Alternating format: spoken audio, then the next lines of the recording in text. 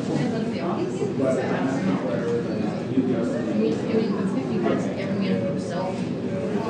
this absolutely amazing the art gallery, and I'm hoping this is to all our shows by thanking the town of Ladysmith for being so smart for letting us have this space. Yes. And to remind everybody that we are on the unceded territory of the Salinas First Nations.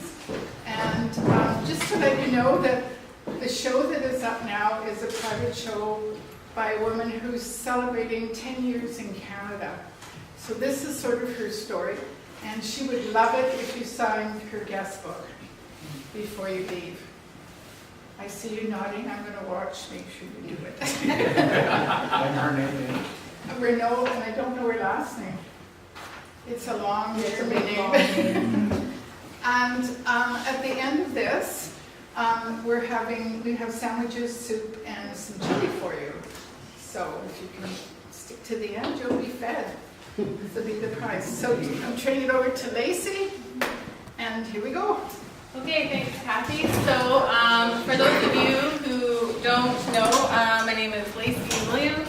I'm the Vice President of the Ladysmith Arts Council, and I've been tasked with the Arts Council to facilitate the public art strategy for the town of Ladysmith. And this is the first ever public art strategy for the town of Ladysmith, and this is our first key stakeholder workshop. So we have been doing, I'll kind of do a timeline and overview, but I would like to invite Clayton up to just say kind of a high-level overview, how the project, well, I'll run over the agenda quickly first, sorry, so while he makes his way up here. So Clayton will do kind of a high-level overview, how this project even came to be. I'll do the project update, so talk about the timelines, where we're at, what we've done, and what our deliverables are. Then we have a speaker panel, and the theme is storytelling and town identity. And we have John Marston, who's a Master Coast Salish artist with us, I'm sure many of you know.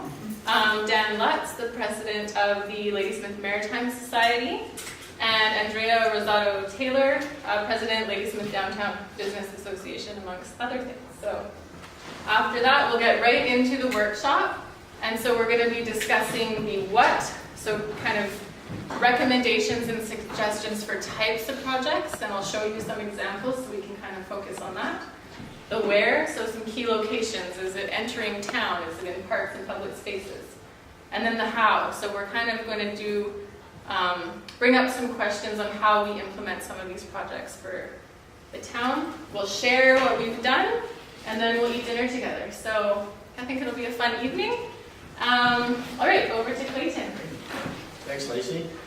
Thank you for everybody for joining today. First off, I do want to thank the Arts Council, Kathy, Lacey, and the rest of the committee that has been involved with this process. The town has been lucky enough. So I'm the Parks and Recreation Director and Culture Director here with the town. And this project came out of our 2016 master plan. So it was a high priority that was identified within the 2016 master plan to look at public art within the town of Ladysmith. And so through that process and through that consultation back in 2016, it was identified that the importance of what was happening here currently with arts and culture. And thankfully, the Arts Council was willing to step up and help us through this process. A lot of times we do end up hiring different consultants to help us through projects. In this case, we had experts within our community that it made great sense for us to partner with them to deliver this project and this strategy. So the town engaged with the Arts Council to begin this process back in, I think we probably started talking this back in about May, leading into kind of the summertime there with the startup for September. And September was kind of the launch, and for Lacey and Kathy and the group there, we spent a lot of time doing the research, what we currently have in place here, and Lisa will go into more detail relating to what that looks like. But really, the exciting piece of all this for us is just to hear from the community, and this is one of the sessions that I know I'm excited to be part of, and to hear what's important, what is public art. And there's so many great ideas, and I know now, I've visited so many communities, and it's a thing that stands out to me. Lacey and I are always sharing pictures back and forth through Facebook or just texting each other. And if it's I'm in Vancouver or in Victoria or anywhere, what that art looks like and what it means to me as someone who's visiting a community. So it's a pretty neat experience right now to even be going through this process. So at the end of the day, the goal will be is to bring a plan together for us to present to council. That will likely happen towards the end of the year, early in 2019. And so your involvement here will be part of that process in allowing that Lacey and the team there to be able to pull this together. So again, I just want to thank, this is a few opportunities we had a chance to thank the Art Council from the town side to say thank you very much for taking this on. It's a big job. It's a short timeline that we sort of working through, and how lucky we are to have such great individuals to be able to kind of carry us through. So I just wanted to pass that along.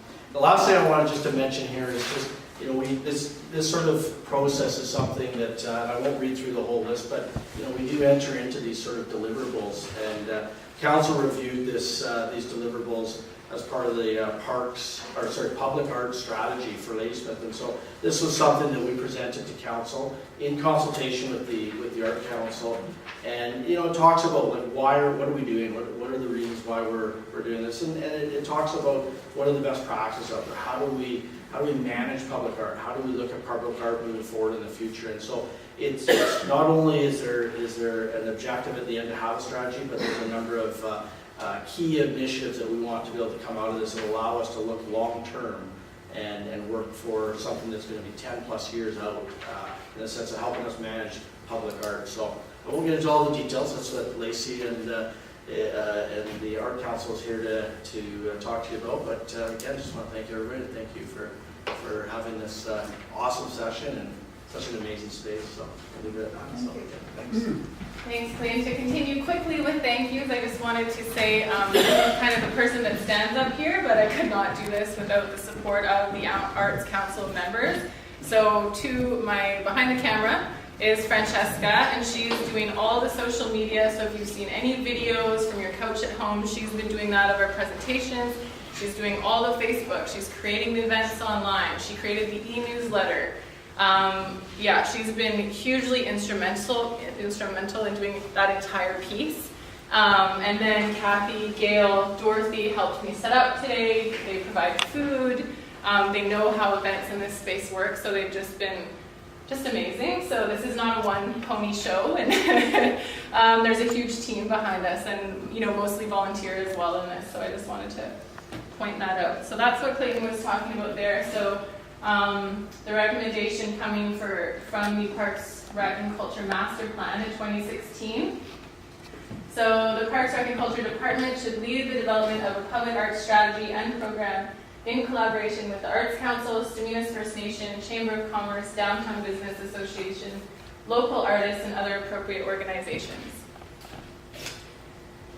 So here's our timeline to date. So we began, hit the ground running September 1st, well 4th I guess, and to wrap up December 31st. So I'll just cover a few of the items that we've hit on if you haven't kind of been following along online. So we confirmed the deliverables like Clayton said. So yes, we are asking the community for ideas about types of art and types of projects. That being said, those will help inform our decisions moving forward and our process moving forward. It's not necessarily going to be that exact public art project that's created, so I just wanted to let you know about that. Background research, so we're looking at, planning framework. I have a master's of urban planning and I've worked in this field quite a bit. So what is the context out there? How do you look to the local official community plan, the waterfront area plan, and pick out some opportunities, maybe some challenges as well as moving this forward. An engagement plan, so that was reviewed by PRC staff, and that's the key piece here is we can actually define public arts from the community. So we're not bringing in this idea of what public art is, and that's why we've called it public arts, because it includes the arts, drama, theater, improv, music, dance. We're being all-inclusive in that case. Communications plan, Francesca's done a crazy job on that, amazing. Stakeholders, we've conducted individual interviews. So a number of you in this room have had me come out to your studio or sit down and kind of pick your brain about what types of art you'd like to see in the community, and if you've been involved in any processes in the past, and helping shape and inform this strategy. We had a kickoff event at Aggie Hall in September, presentation and delegation to Staminas First Nation. That was one of the very first things that we did. Drafted a postcard project, so thinking about creative engagement means that are a little bit outside the box. We started an online presence. I won't read everything, but we've got a Facebook, Instagram, Twitter, website active, an e-newsletter created. We, in October, thanks to help with the town and Parks and Rec, we developed 2 surveys. So we have one through the town account in Play Speak, a survey for public arts and what types of art you'd like to see in the community, and then a Survey Monkey one as well, which you can access both of them online. We did presentations. So we've been holding presentations here at Aggie Hall, and we've also presented 2 community organizations and groups that have requested attendance. In November, we started to do some pop-up booths. So Francesca and I went to the high school, for example, right in the foyer. It was amazing. We had so many kids with such great ideas just coming in, engaging, and luckily we were able to give them treats if they did the survey, so they got food in their bellies when they left, so they were pretty excited about that. We did another pop-up booth at the community center, so we popped up there, we had the survey there, so that's how we can kind of put a face to this project and be active in our community. Here we are now at the Stakeholder workshop. So we'll be getting our hands dirty a little bit and then coming together and hopefully making some really key connections, so the next kind of fold out of this project can really start to take some footings in our community. On Thursday, which I think a lot of people have heard about, is the general public workshop. So this will be here, same place, same time, but it's open to the public. And we'll actually be, again, defining public arts from the community level, what they'd like to incorporate, and recommendations for moving forward. Just want to say the surveys is closing November 23rd, because we have to kind of pull all those pieces together, tease out those themes, and see what the priorities are kind of floating to the top from the community. Compiling the draft report, and then December we'll have key findings and recommendations to move forward. We have a series of open houses, and so we've been really adamant about being very active in our community and making sure that we have them at different times, different locations, so that a number of people can attend. So we have 3 open houses coming up in December, and I'll share those dates with you in a bit. At the open houses, we'll be sharing what we've heard and if we've missed anything. So people will then be able to say, well, you didn't quite get that right. And we'll say, okay, let's still incorporate that into the draft report. Next steps. So the draft report goes to Parks, Rec, and Culture staff December 21st. They will review it, and then we're submitting the draft report to Council January 7th, and then to the Parks, Rec, and Culture Committee January 16th. So it's been a flurry of activity and tight timelines, but benefits of that is that the momentum never drops, right? We've just been go, go, go.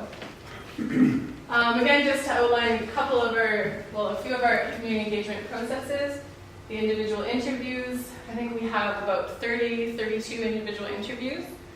Postcard project, we put 250 postcards out into the community at different businesses around town, cafes and things like that. And we've received 50 back in the mail. So this is something we prepaid. We wanted it to be very accessible and a creative engagement tool with no pressure. So people can write their thoughts down at home and send those in, and I have some examples in the back there. Presentations, delegations, like I said, we've done walks. So walking as a form of community engagement. How do you really know your town if you aren't out walking in your town? So we had a kickoff walk and we had a back alleys walk, and those were well attended and really exciting and really got people to reimagine the spaces in their downtown. Again, workshops, pop-up booths, and then social media and newsletters. So that's kind of the big overview, and I would like to invite the speakers to come up. We have a speaking panel this evening, so I'd like to invite the speakers to come up here. John Marston, Dan Lutz, and Andrea Rosado Taylor. And they'll each speak for about 5 minutes. Or six.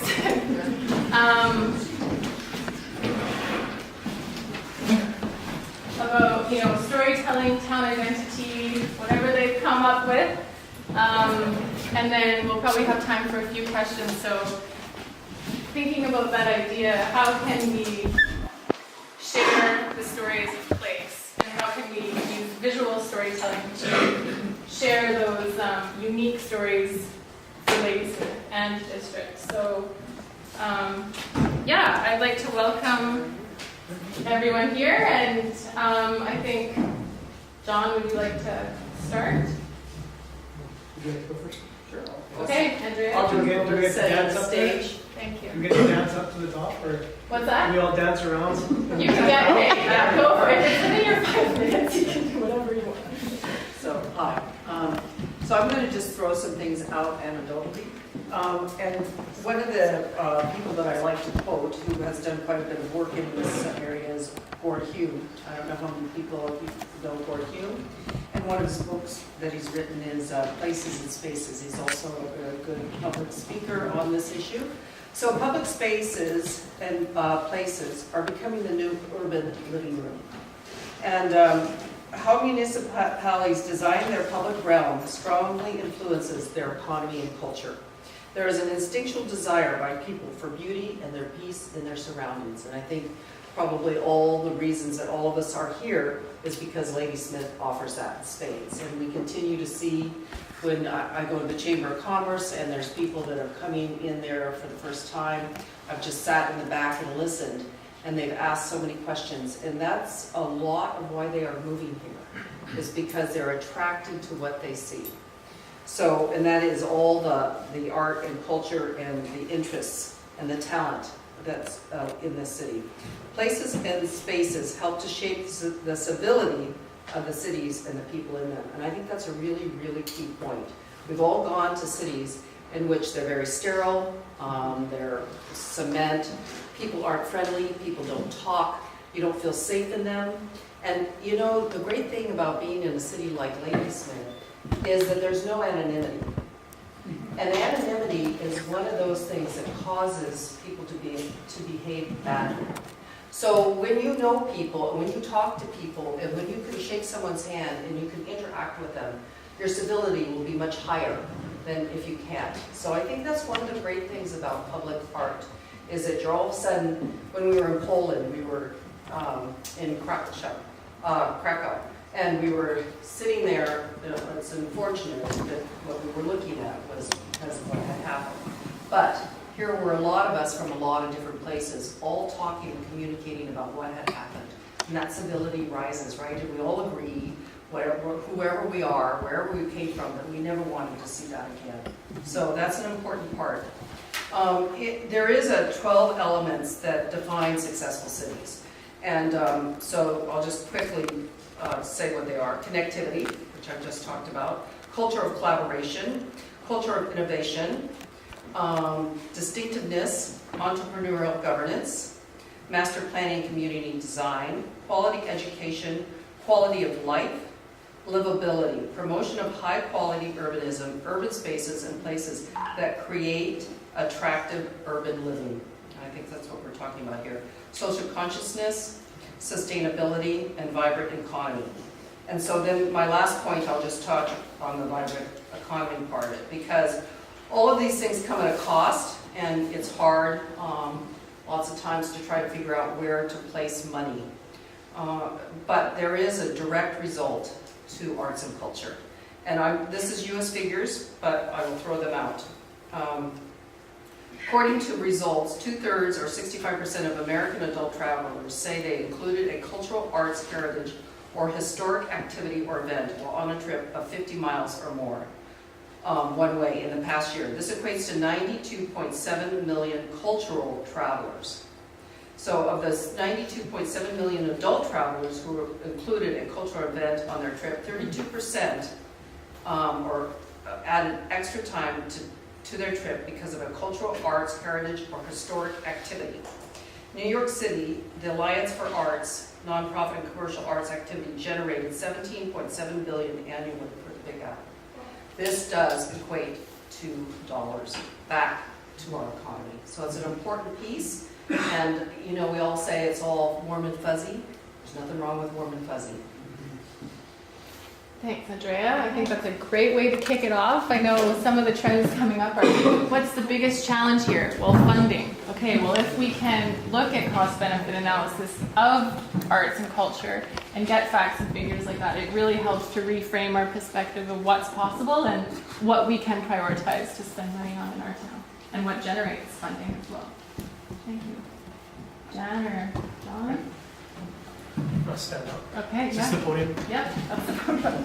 Get out of your way. I'd like to thank everyone for coming tonight. Thank the town for having us here, the Arts Council. My name is John Marston. My Hulkman name is Upluck. I come from the Stumanis First Nations.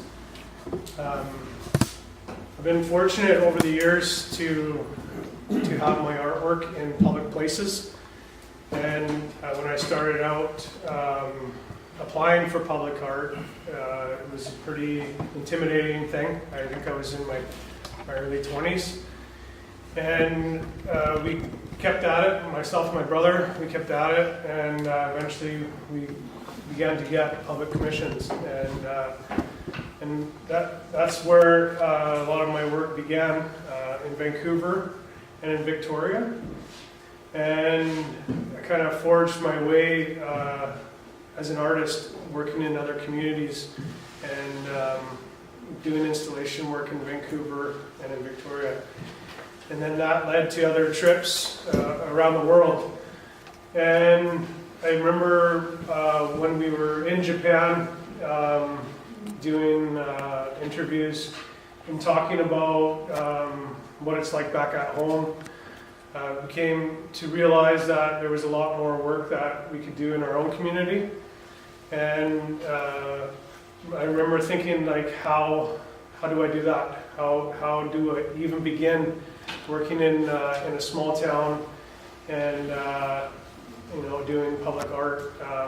It wasn't very prominent 10 years ago. The idea of putting public art around town was kind of crazy to a lot of people. So, it's really exciting to see, like, 10 years later, how there's a committee here and we're talking about the possibility of public art and what it means to our community. I think one of the biggest learning processes that I've gone through in installation work in other cities is that you have to really understand where you're from, your community, because we would be installing work in Vancouver in different nations' territory, and we'd have to be explaining to people about where we're from and who we are and how our work is relevant to the place it is now. So, I think being able to have our artwork here in our own community, it really it helps us become stronger as a nation, and it also helps us become stronger as a community. I've done a few pieces so far within the city of Ladysmith, and we began with the Maritime Society when they brought in the new Welcome Center, and we were able to do the door handles, which was a really big step forward. Another a big step forward was to actually be in the building, which was made possible through the town and the Arts Council for me to be an artist in residence. And that kind of made opportunities, created opportunities, because I was here working, and then other things started, other ideas came from that. And then of course the work that I've been doing at the high school. That's one of the best projects that I've done in my entire life. It's it's rooted in our youth, And what our community works so hard to do is to support our youth, and we all look towards, supporting our children and being up there and working up there and seeing all like the positive outcomes that are beginning. Like we haven't even really started noticing like what it's really going to become, partially because it's not done, but because it's growing, and that's a really great thing, I think, for our community. So thank you for giving me the opportunity to speak, and I'll leave it there. Thanks, John. I'm going to be different and work from this side, just to make it a little tougher for the lady with the camera. My name is Dan Lutz. My background is economics. And I want to introduce a gentleman that came with me today, Richard, wait for it, Wife of Spute. He's our new executive director, and I hope you all take a minute to get to know Richard, because he's an engineer and I'm an economist, and we know nothing about art. But I do like telling stories, and I like telling the story of LMS. So then you guys are going to have to talk back to us about whether it's art or what pieces are not, and how maybe we can change it to make it a little bit better as we go forward. It's kind of a special year for us. We're 33 years old. We've been pushing that little tour boat around the harbor for 30 years. We're celebrating 25 years of doing festivals on the dock. And the Saravan, our signature vessel, our ambassador, is now 80 years old this year. So we've been around a while, and we've tried a whole bunch of different approaches. Some of them have worked, and some of them are not, and I'm just going to talk about a few of them. We work as the Welcome Center. So we do dock beautification, which is a funny term, but that's kind of like art. So we have volunteers that are putting plants in planters, and we have large banners that are hanging. And the purpose of the banners is to encourage people to walk down the docks and go to the Welcome Center. That's one of the things you could do is in terms of a public art effort. I briefly mentioned our harbor tours. Well, everybody here knows who Ladysmith Centennial Baby was, right? Does anybody not know? Lady Panama Anderson. Right? So that's one of those stories we tell on the harbor tour. And again, is that art? Sometimes when they tip big, I think it is. We have the Purple Martins down there. There's a story of the Purple Martins, and there's the live nest cam. We have to update all that signage and the pictures this year. It's getting a little ratty. It's way out of date. So we need help with that. We have the Oyster Bay Cafe that creates an ambience down there and has a design element into it. That, in a way, is art, because that's the place that makes you feel comfortable and at home down the docks. We have a very active lady who I'm sure you all know, Shirley Blackstaff, and she has produced a number of books about, well, there's stories about life here in Ladysmith and where we come from. I'm going to pass these around. Here's Mom was an oyster farmer. You guys can have a look at that one there and then move it around. And this one is about coal. And this one is about forestry. So they're all about stories about where Ladysmith has come from. I don't know whether they're art or not. We do several, there's one just for children, which is Heritage by the Sea alphabet book. I'm sorry, but the A in here is not for arts, it's for Aaron. And I'll give that one to another table. We can make that a look and figure out why it is for Aaron. A is for Aaron.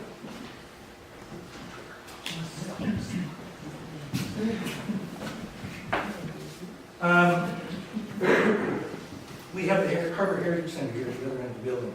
It unfortunately sits inactive, except in the summer months. We have four great displays in there. One of a diorama of the original coal mining, another one of the log dump when it was here. We have the Portlier Pass fishing vessel, and then we have the oyster farmer, and then we have a little placeholder for the First Nation if they want, but it's a beach and you can sit there and listen to the sound of the waves and the birds. I don't know if that's art either, but that's something that's there, and it's underutilized, so we could use a little help with that. Down in the docks, we have the only floating museum in British Columbia, which has little features in it, like radios. We should be making those work back and forth for kids, and we have the captain's cabin where when they have the Sea Life Festival, kids go in and identify the thing that's going on down there. And we start the year with the Heritage Boats Festival, welcoming in old-time boats. The West Coast Work Boat Association, one of the neatest societies on the West Coast. $10 for membership. They only have one annual meeting once a year.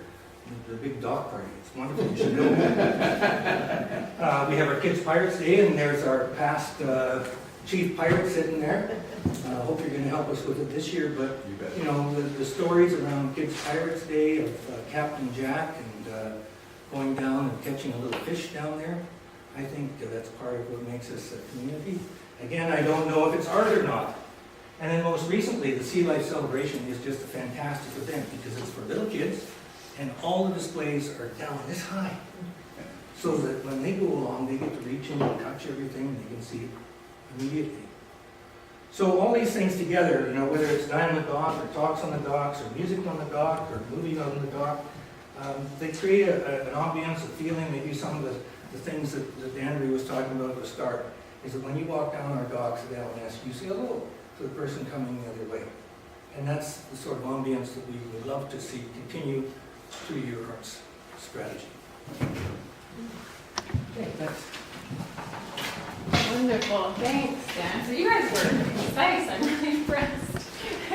I think I'll open it up to the panel if there was anything that you have any questions for each other, or was anything spurred in each of the discussions here that you would like clarification on or follow up on, and then I'll open it up to the room to ask questions to the panel. I think I'd like to hear from the room myself. Okay. Okay, so does anyone have any questions from the room? I know there was a couple that were placed in the purple or the pink box at the front there about what you've heard tonight about town identity, opportunities and challenges on public art. Rob Johnson. I was the chair of the Centennial Committee back in 2004, and we had a public art competition, and we ended up with a $10,000 mural. It was actually plywood sections that were three-dimensional, and there's no place to store it. So the only place it's hung right now is in the stairwell between the first and second floor of the Frank James Community Center, and next to nobody just to see it. So when we start looking at the strategy here, the fact that we already have a piece, a significant piece by a very well-known artist, we need to have some place where we can show this. So that's what I'd like to see incorporated. The other one that we had was Jane Marston. She did a statue that originally was a prototype of what she wanted to do. She had got the main commission.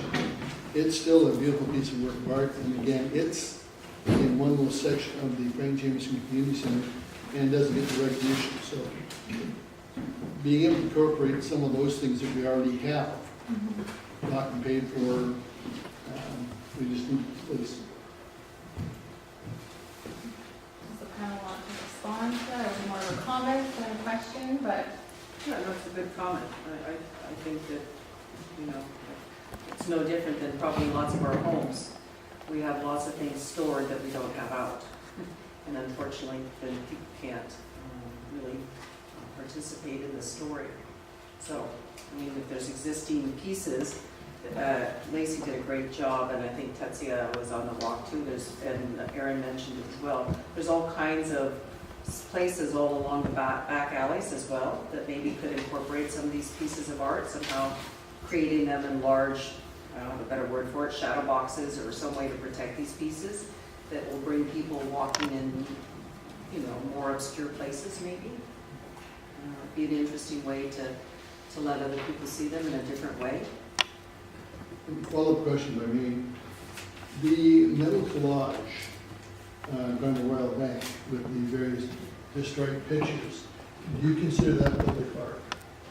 Are you asking me that question? Anybody? I even consider the Checkers Downtown public art, because it's something that is interactive, unexpected, creative. You know, art is always in the eye of the beholder, right? So I would consider that art. Yeah. I have a question for John. How has the digital aspects of our world changed your profession? Can you help us understand It's that? changed it immensely. Whereas, when I started out, I was drawing in sketchbooks and presenting my concepts on big sketch pads, and a lot of some art that has become commercialized is not done directly from the artist, it's done through machinery. So art becomes digitized and then becomes part of engineered structures. So it's changed a lot. There's different ways of incorporating art now, not just as a single piece on the wall or a sculpture somewhere. It can become part of community.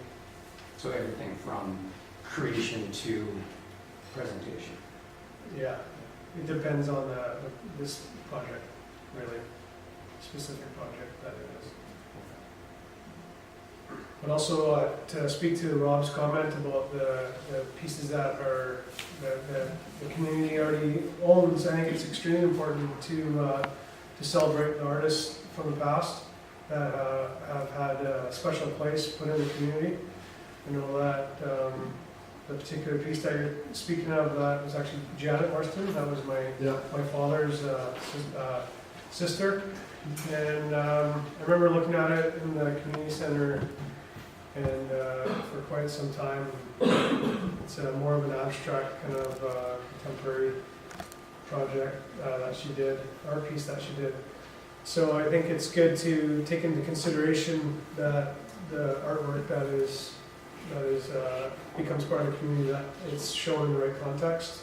A contemporary piece might get a little bit lost in the community center, I think. So it's good to have a place for each individual piece as well.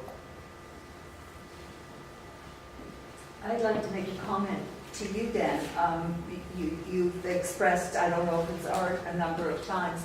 I think that a lot of what you've talked about is culture, and arts and culture are hand in glove and belong together. I think that our culture loses if we don't recognize that particular aspect, and engaging kids is a huge step toward creating that kind of cultural environment. So I just want to give you that little bit. It is. That's a very nice comment. May I follow up on that? Well, I think we'll take one from Anita over here, and then we'll follow up with that. Just a comment on Rob's comment that the mural piece is maybe under appreciated or under seen at the community center. I don't know, Clayton might have a better idea than I do, but I think everybody would be probably quite surprised the number of people that actually take the stairs to the second floor of the community center for classes and various things. So, there is a certain constituency in the community that I think still does see it, and whether or not it's the most appropriate place or it should be moved around or who knows what. But I like Janet's thing is one, but also the mural one on the stairway, I think people see it all the time. So I don't know what the answer is, maybe to moving things from place to place or whatever. But anyway, sorry about that. It could be like a good opportunity for the art strategy to celebrate those artists at the beginning, right? Mm-hmm. These are the two pieces that we already have, and then we're going to give them a new home, bring new life to them, kind of idea. And I think that as well that it's great to have the things, and it can be many different sorts of things. But what you do with them once you've got them there. Some maybe are exactly for that purpose of you walk past them in front of the low bank, or you walk past them on a stairway, but others you want to tie them into another activity regularly and make them come alive. part of what I read about the art strategy for Sydney, Australia was also a catalog and an inventory of works that the town or the city owned. And there was storage for them. So that works that were, for instance, donated as well as commissioned weren't always on display, that things can move and change. And, you know, and the community center is a great place, and Hall's another place, the development center, City Hall development. Like, there's not really a lot of art not a lot of things up on the wall to look at. And that could be part of this, is also not only commissioning works for public spaces, but also finding homes and finding work for work that's donated or given to the city.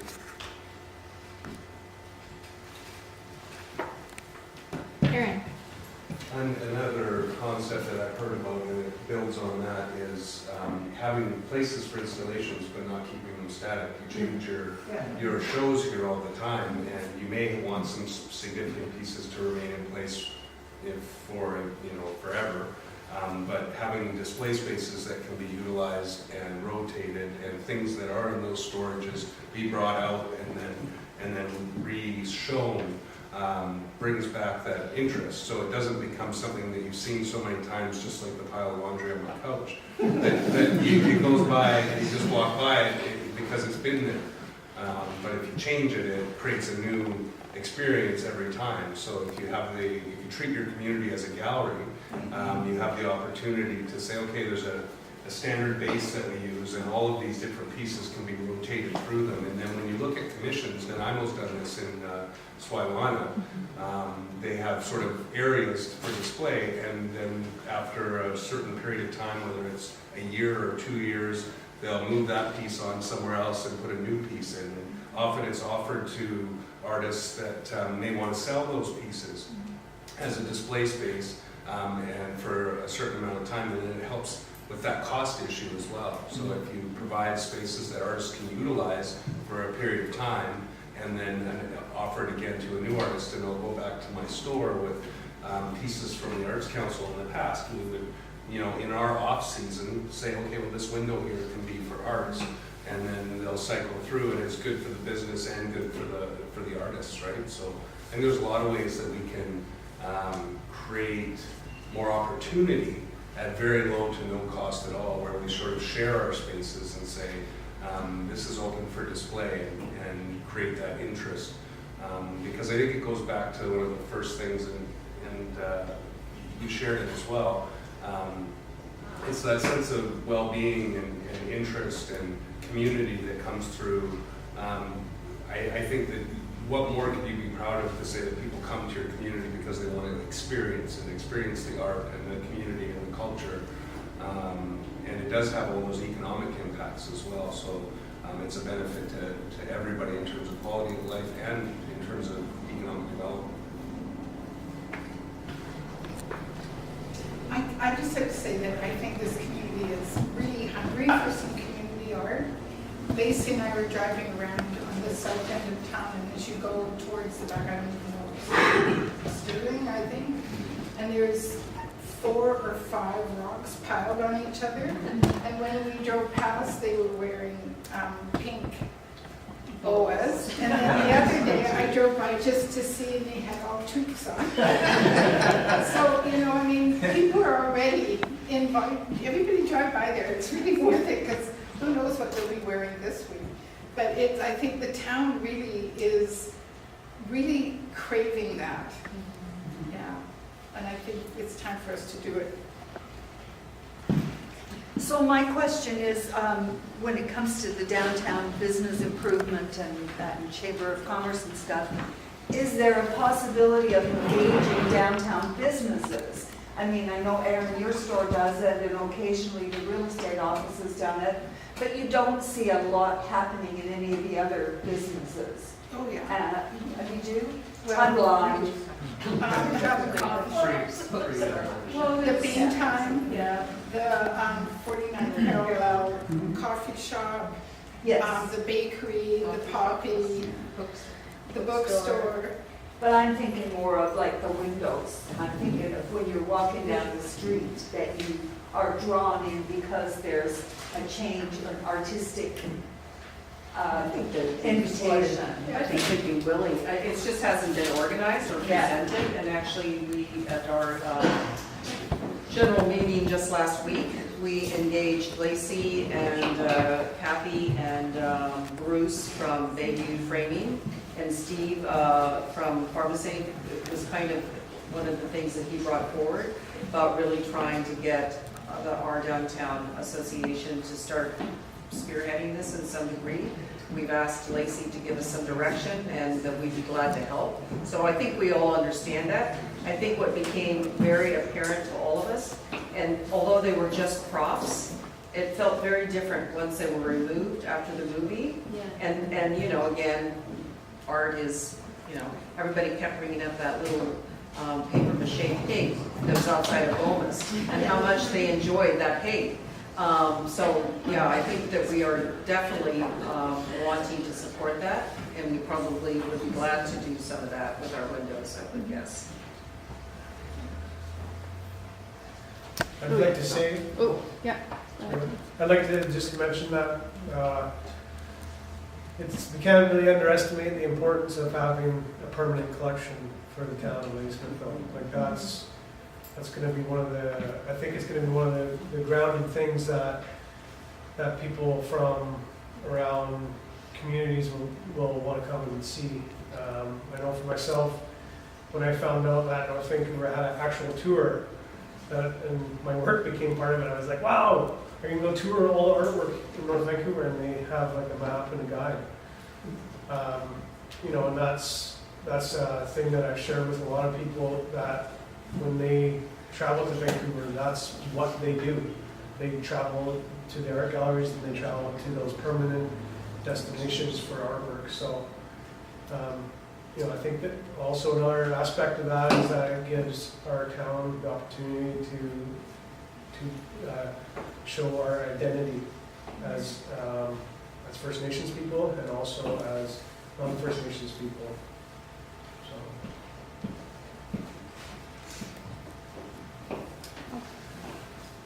What you're saying, I see the opportunity for something like an arts walk. Many communities have this, and during the summer, they get businesses and put paintings in, and encourages people to go to the businesses. So I think that's a real opportunity. The other thing is that sometimes to do these different things, you have manpower problems. And because heritage and our heritage culture is an important part, and we do a lot of art in conjunction with this. So we have some absolutely beautiful 1900 photographs, etc. If the two of them organizations can work together, it's much easier to create this art walk. And we've been talking off and on in all our organizations about a virtual walking tour, where we have spots with QR codes that can download movies or information about places and events. So if you do have artwork downtown, it can convey to the people as part of a virtual walking tour that story, be it the history of Travelers Hotel with the swastikas, or artwork when we finally get our washroom, we put strategic photographs or paintings around it. So, Because we have this fantastic backstory for Ladysmith. Our backstory for Ladysmith is so incredible, with the First Nations, with the Dunsmuirs, with Ladysmith, South Africa, and the woman Ladysmith herself. We have potential, story after story after story. And what you're saying for this art strategy is telling our story. So we got the story of the Dunsmuirs, we got the stories of the First Nations, we have the story of Ladysmith, South Africa with the Boer War, we have the story of the girl herself, who was a 14-year-old girl who was scared to be sexually assaulted and being married by this man so she can be safe. Wow, look, we got it all. there is already a plan, and Amy, Sorry? there is already a plan for that, and Amy Melmock, I don't know if all of you know her, but she's Economic Development Cowichan. She's done a great job of helping us get funding for that.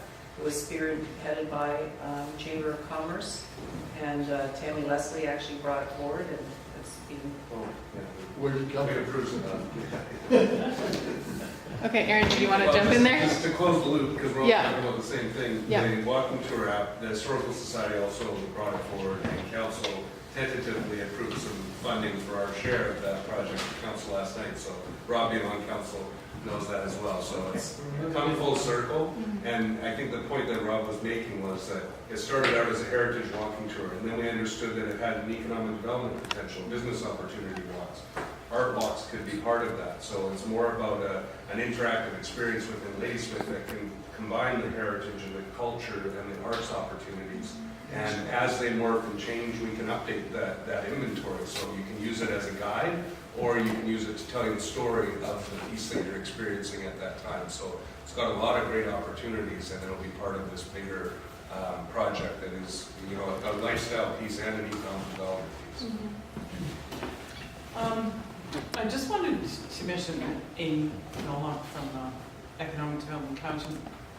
What really sparked me is your mention of the birds and the Herbal arts. thing and I think if we look at art as a filter, as something that we ask ourselves, is there a way of incorporating art into a community story, but also a community challenge or a community innovation or something that, you know, part of I think what this strategy can do is get people who already have a natural inclination to collaborate with each other to collaborate even more.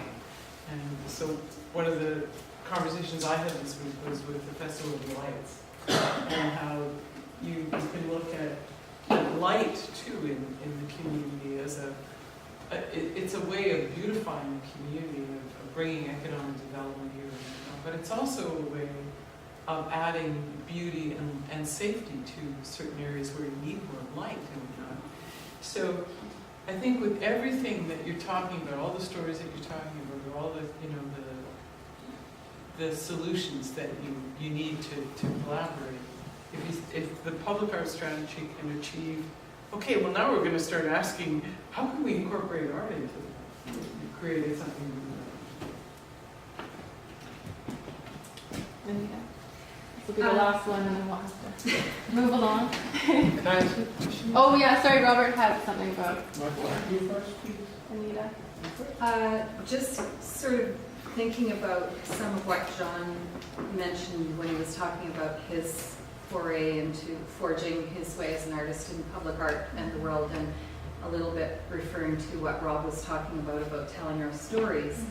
I would just, as a citizen, be really, really encouraging of the Arts Council and the town of Ladysmith to make sure that we aren't, that one of my favorite essays is unpacking the backpack of white privilege, and one of the things we do is look through lenses of settler lenses. When you're a settler, it's hard not to. We are that. And so I would just encourage the town and the Arts Council in the strategy to make sure that we're not putting First Nation art into a category along with Ladysmith, who was raped, or whatever that story is. So, you know, we've got, it's kind of like the also essay, but this is water. We're swimming in it. We don't actually recognize this is water, but Haichka to Staminas First Nation for allowing us to do all this work and to live in this territory. Robert, did you want to? Yes, please. Yes. Just a simple thing. I'm going to stand because otherwise I don't see me. Okay. My name is Robert Plant. I'm originally from I'm only in Ladysmith now for a year, and I know many people, so I'm lucky. So thank you for living here. Thank you for living here. I was a member of the jury in the art in the park 2 times. I was a 2-time winner of the banner contest. I'm 58, so that surprised me a little bit. I was a member of the tourism advisory committee, and many of those kind of things. The last 9 years that I lived there, I immigrated from Holland, right? To just give you a perspective. But I'm also a chess player, and for people who play chess, there are many dynamics on the board. many momentums, many tactics. One of the main things, which is always for me very difficult to overcome, is in the mid-game when you're stuck. Then you have to find a move to go forward. And that's dangerous. Sometimes you lose the game, sometimes you draw, sometimes you win, right? So my question basically is, question to the panel, is first of all, one question for all three of you. Once the strategy is ready, how do we prevent from becoming a drawer piece, that we put it back in the drawer and nobody talks about it? I want your personal opinion about it, because you're all three coming from a different perspective, a maker, a developer, and a community leader, right? Also, how on earth, and it was the same in Nanaimo, how do we involve the people actively? Because, quite frankly, I won the banner contest again this year. It brought me $2,000, and I found out there were 7 contestants, 7. So next year I'm going to contest again, because it will bring me $2,000. It took me 40 minutes. So, and the question is not to be disrespectful, but I want the young people coming with ideas, you know, and I would step back for that $2,000 and give them a chance to hang all over the city next year again. Just how do we break that middle game? What's the right move to really make this strategy active? That's basically what I'm interested more than even what we can develop, because I have no doubt that Ladysmith has a fantastic heritage we can back to on, right? And we have amazing artists. I mean, look at this. Yeah. Like compared to Nanaimo, this year I was involved in the Nanaimo Art Council. This is like heaven comparing there. They don't even have a space because they're going to be kicked out next month, right? So we don't have to worry about it. We have talent, we have space, we have energy, we have a city that throws in this plan.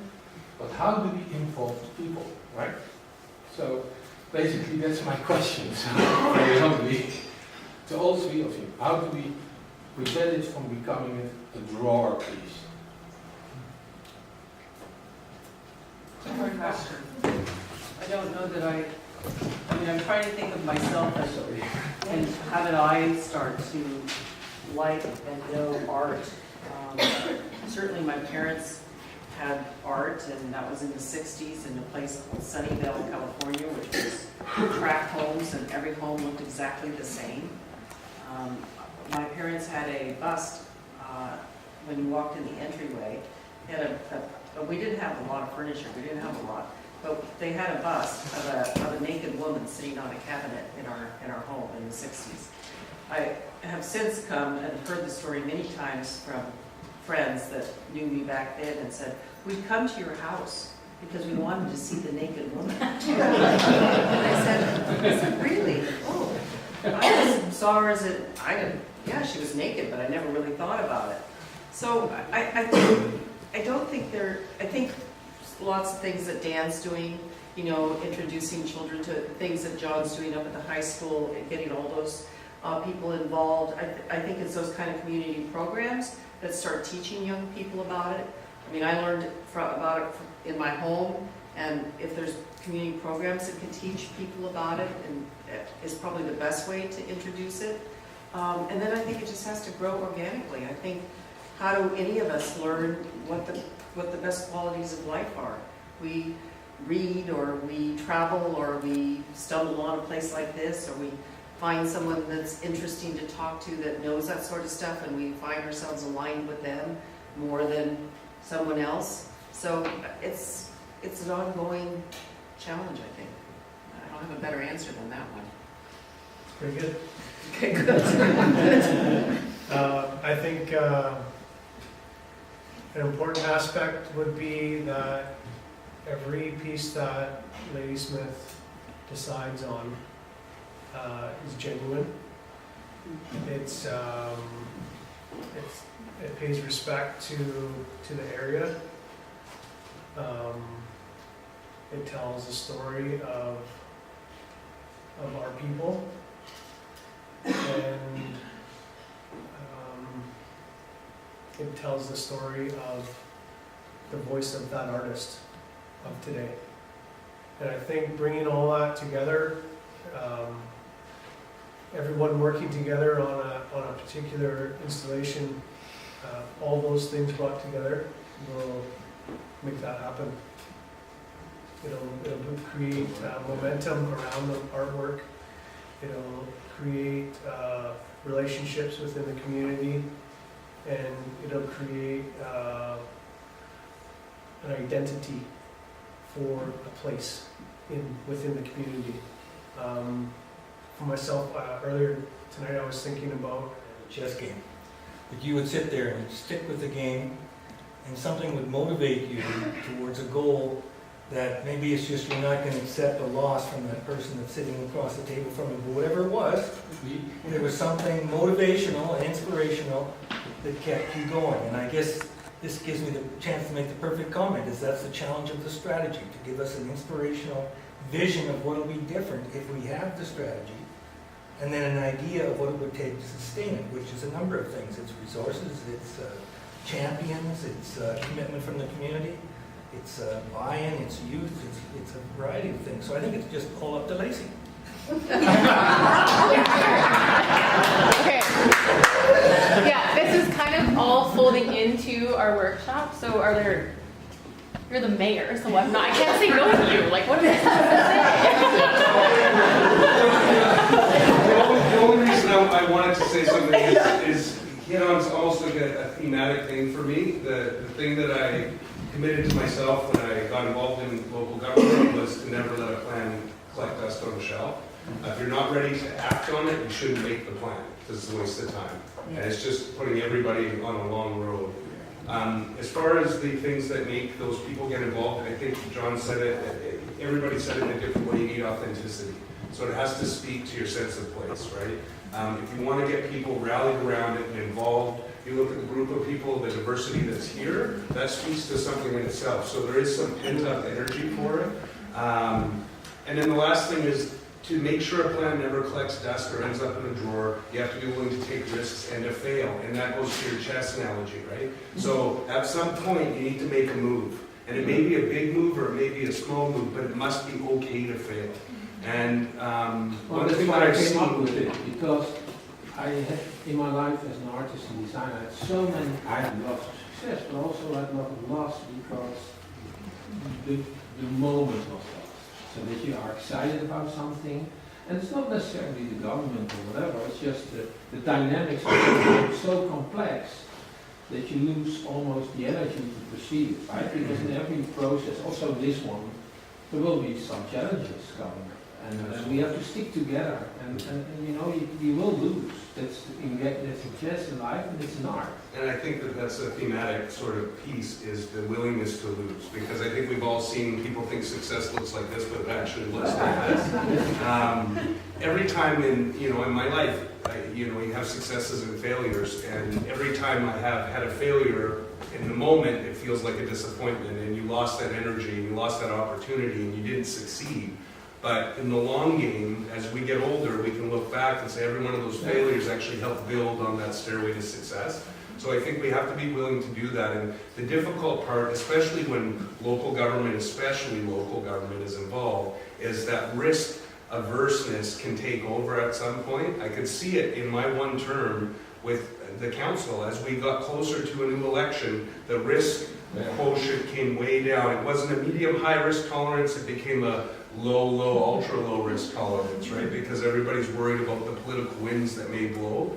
But I think that that's apropos to life in general. And if we're doing something like this, the town has to play a big role in it. So we have to be willing to tell the message to the greater community that we're going to take chances and we may fail. And that is okay in the context of the broader success that we're looking for. So if my belief is, make a plan that you're willing to act on, be willing to take risks and to fail in the pursuit of those goals, and then keep the authenticity. So tell the story that is relevant to the people that are here, make it for the people that live here, and then the other people will come to share in that story. So that's... That's great.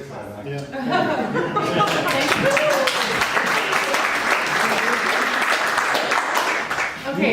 You want the chess game? Yeah. I'm going to leave now. Yeah. Okay, I would just like to thank our panel. I think the reason we decided to go with storytelling and town identity is because that's something that was starting to come up through the conversations, and that's a huge piece, right? And a lot of people too still have a fear of the word art. If we can talk about stories and we can enter through the house that way, right? There's a lot of windows you can enter through, a lot of floorboards you can enter through, and we can visually tell those stories in an artful way. It helps with tourist attraction, all of these types of things. So, and I think if you look to the south and to Chemainus and places like that, that's telling one story and one way of telling a story. You know, they had a great idea. It was a great, the Mural Society's done a ton of work there, but how can we differ? How is Ladysmith different than that? So, I thought you were wanting to say something. Okay, right, but I think we can build resiliency and teeth in a plan like this if we think about the low-hanging fruit, if we think about the huge projects, if we think about, cultural pieces and storytelling and welcoming and making sure that we're welcoming to all people that live here and come to visit. So with that, if someone could just hit the lights. Well, you guys, thank you so much for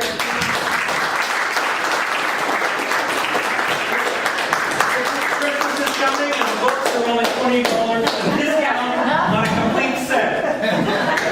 Okay, if I can just get the light off on this presentation, thank you. So, you guys are all sitting around. We're going to get into the workshop part now. And I think that was really great what came out of that. So we're going to talk about the what, the where, and the how. So yes, we can talk about a strategy. Yes, we can talk about that. How will it actually turn into action once we've completed the draft report and it's gone to council? So we're really aware of that and wanting to make sure that we keep moving forward. So the first part of the workshop piece is the what. So I've kind of teased out some key types of art. So key types of public art, and there's 3 sort of categories here. Aaron mentioned temporary or rotating.